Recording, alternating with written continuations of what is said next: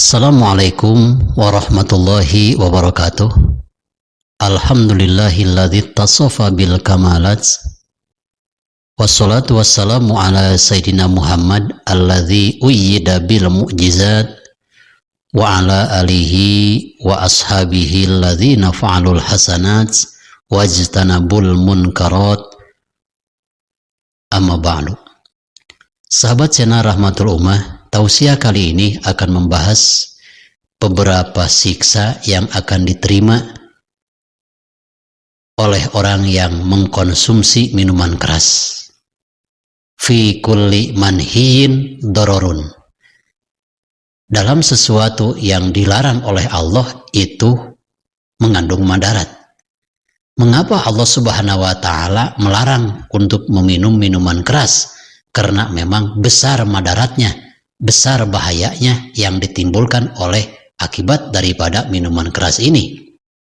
Salah satunya bisa meninggalkan sholat 5 waktu, bisa memperkosa gara-gara mabuk minuman keras, dan yang lain-lainnya. Sabda baginda Rasulullah Shallallahu Alaihi Wasallam, syaribul khamri ka'abidil wasan.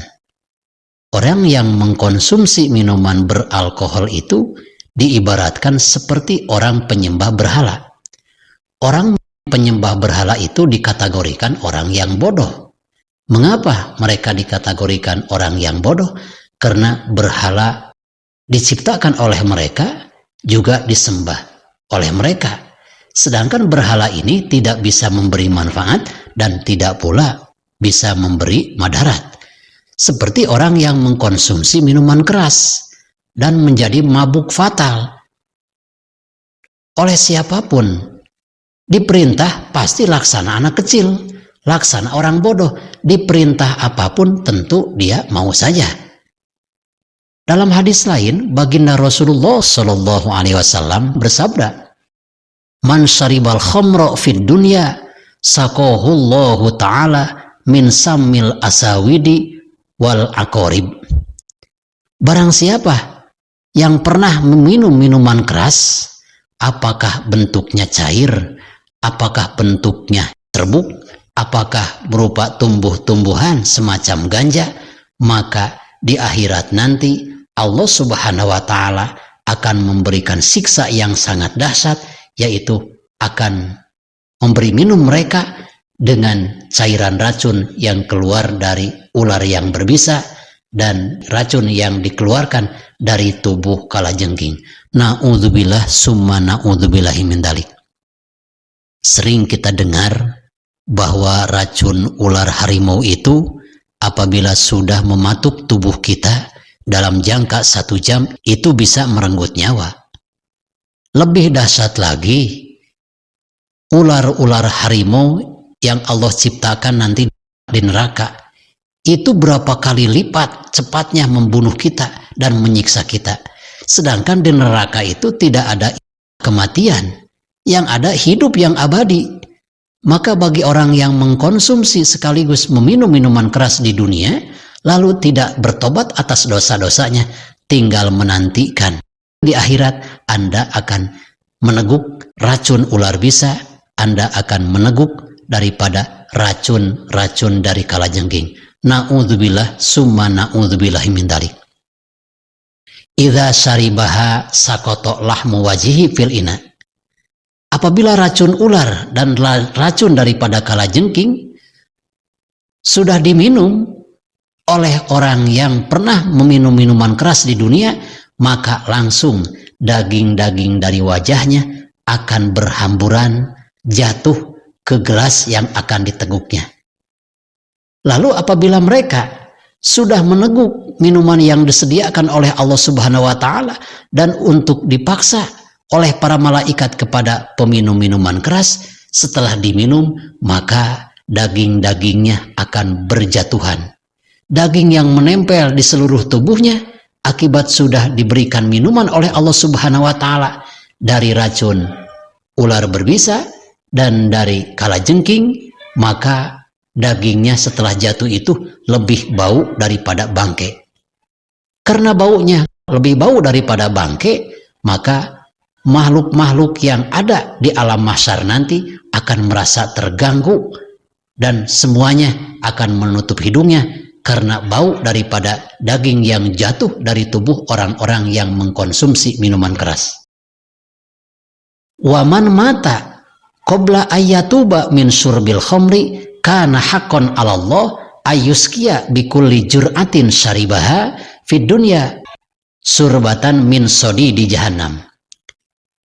Apabila seseorang meninggal dunia selama hidupnya selalu mengkonsumsi minuman keras, lalu tidak pernah bertobat atas dosa-dosanya tersebut, maka Allah Subhanahu wa Ta'ala akan memberikan kepada mereka siksa di akhirat yang sangat dahsyat, yaitu akan diminumkan kepada orang tersebut nanah-nanah ahli neraka jahanam. Ingatlah dahsyat-dahsyatnya siksa neraka. Orang itu disiksa di neraka mengeluarkan darah, air matanya pun air mata darah. Yang keluar itu dari parjinya, dari dakarnya, segala isi perutnya akan keluar karena mengalami kepanasan setelah dibakar oleh Allah Subhanahu wa Ta'ala di api neraka jahanam. Segala apa yang keluar dari tubuh ahli neraka nanti akan diminumkan oleh Allah kepada orang yang meninggal dunia tidak bertobat dari minuman keras. Na'udzubillah summa na'udzubillahi min dzalik. Sabda baginda Rasulullah Shallallahu Alaihi Wasallam, siapa saja orang yang akan mendapatkan kutukan, mendapatkan laknat dari Allah Subhanahu wa Ta'ala yang ada hubungannya dengan minuman keras. Hal ini dijelaskan oleh baginda Rasulullah Shallallahu Alaihi Wasallam, la'anallahul khamra. Allah Subhanahu wa Ta'ala mengutuk, membenci minuman keras. Yang pertama, araknya itu dikutuk. Yang kedua, wasyaribaha, orang yang meminum minuman keras. Araknya saja sudah dikutuk. Yang kedua, kutukan Allah akan kena kepada orang yang meminumnya. Wasakiha, dan ketiga, orang yang selalu menyediakan minuman-minuman keras. Ini orang profesinya bekerja di bar, bekerja di diskotik, tidak suka minum, tidak suka mabuk, tapi melayani orang-orang yang suka bermabuk-mabukan, menjadi karyawan di bar tersebut. Akhirnya gelasnya disediakan, botol-botolnya pun disediakan, kursinya pun disediakan. Walaupun orang ini sekedar menjadi pelayan dan tidak bermabuk-mabukan, tunggulah azab dari Allah. Anda akan diminumkan oleh Allah Subhanahu wa Ta'ala dari cairan ular berbisa dan cairan daripada kalajengking. Na'udzubillah summa na'udzubillahi min dzalik. Yang ketiga, yang dikutuk oleh Allah Subhanahu wa Ta'ala dari minuman keras ini, wabai'aha, orang yang menjualnya, wa mubta'aha, dan orang yang meminta untuk menjualnya, berarti agennya. Si penjual ini sangat benci, tidak suka mabuk-mabukan, tapi gemar sekali untuk menjualnya. Na'udzubillah, sama itu dosanya. Akan menerima dari Allah Subhanahu wa Ta'ala. Nanah-nanah ahli neraka akan diminumkan oleh Allah Subhanahu wa Ta'ala kepada penjual-penjual minuman keras. Wa asiroha wa mu'tasiroha, orang yang membuat minuman keras dan yang menjadi bosnya di pabrik minuman keras. Berbicara masalah ekonomi, daripada kita mencuri, lebih baik kita bekerja di pabrik minuman keras. Itu dosanya sama. Mencuri itu dosa, bekerja di suatu pabrik minuman keras juga dosa. Karena ini kan ada hadis Nabi, baginda Nabi besar Muhammad Sallallahu Alaihi Wasallam, man ta'awana ala maksiatin fahuwa ala maksiatin. Barang siapa yang saling tolong menolong dalam kejahatan, dalam maksiat kepada Allah, maka orang tersebut sama dengan maksiat kepada Allah. Orang mau mencuri pisang tidak ada goloknya, lalu kita memberi pinjaman golok. Walaupun kita tidak mencuri, sekedar meminjamkan golok, itu kita terlibat atas dosa-dosa. Seperti tidak meminum minuman keras tapi menjadi karyawannya, sama, Anda akan menjadi salah satu sasaran daripada siksa Allah Subhanahu wa Ta'ala yang sangat dahsyat nanti di akhirat. Jadi yang pertama arak itu dikutuk, dua peminumnya, ketiga penyedianya, keempat yang menjualnya, dan kelima yang membuatnya, dan keenam itu bosnya, yang ketujuh ini yang profesinya membawa minuman keras dari pabrik untuk disebarkan kepada agen, dan dari agen disebarkan lagi kepada pengecer-pengecer. Na'udzubillah. Ada seseorang yang profesinya memang sekedar supir, tidak mau bermabuk-mabukan dan anti bermabuk-mabukan, tapi sayangnya bekerja di pabrik minuman keras. Tugasnya ini hanya membawa, mengangkut dari satu pabrik ke pabrik lain. Itu dosanya sama, karena terlibat dalam suatu dosa adalah dosa. Wal mahmulata ilahi wa akila samaniha. Dan yang terakhir yang akan mendapatkan kutukan dari Allah adalah orang yang memakan hasil daripada penjualan minuman keras. Innallaha idza harrama syai'an harrama samanahu. Allah Subhanahu wa Ta'ala apabila mengharamkan sesuatu, berarti Allah Subhanahu wa Ta'ala pun akan mengharamkan hasil dari jual beli yang diharamkan itu. Anjing najis, lalu kita menjual anjing. Walaupun tidak memakan anjing, tapi kita memakan uang hasil jual beli anjing, berarti itu dosa juga hukumnya. Kita tidak minum minuman keras, tapi kita menjadi pemakainya. Orang yang memakan hasil daripada penjualan minuman keras itu, maka akan kena oleh laknat Allah Subhanahu wa Ta'ala. Dalam memberantas minuman keras ini, narkoba dan sebagainya, apakah ganja, apakah yang berbentuk pil ekstasi, dan yang berbentuk serbuk maupun yang berbentuk cair, untuk memberantas hal ini tidak mudah, sangat sulit. Karena apabila para alim ulama saja yang memberantas minuman keras, ini tidak cukup. Harus dibarengi dengan aparat-aparat penegak hukum yang hebat untuk menyelamatkan negara kita tercinta ini.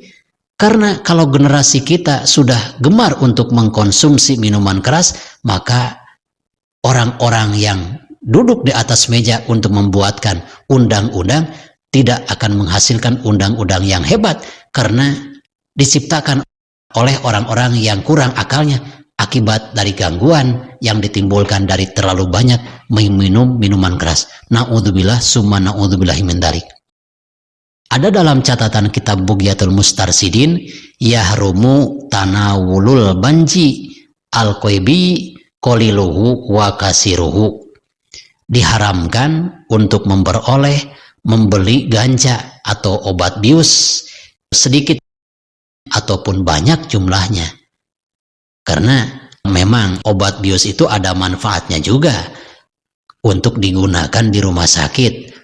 Tapi kalau ada di tangan orang yang jahat, bisa-bisa itu dilakukan untuk hal-hal kejahatan. Maka hukumnya bagi orang yang jahat menggunakan obat bius itu tentulah menjadi berbahaya. Untuk itu marilah para alim ulama bekerja sama dengan penegak hukum. Untuk itu hati-hatilah apabila aparat penegak hukum bekerja sama dengan bos narkoba, dengan kurir narkoba, Masya Allah, tunggulah adab Allah Subhanahu wa Ta'ala.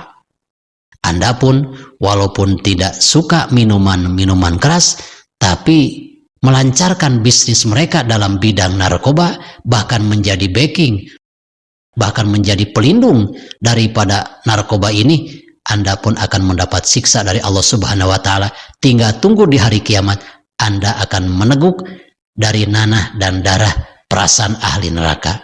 Na'udzubillah summa na'udzubillahi min dzalik. Mudah-mudahan segala apa yang telah saya jelaskan besar manfaatnya, khususnya bagi saya dan umumnya bagi kita sekalian.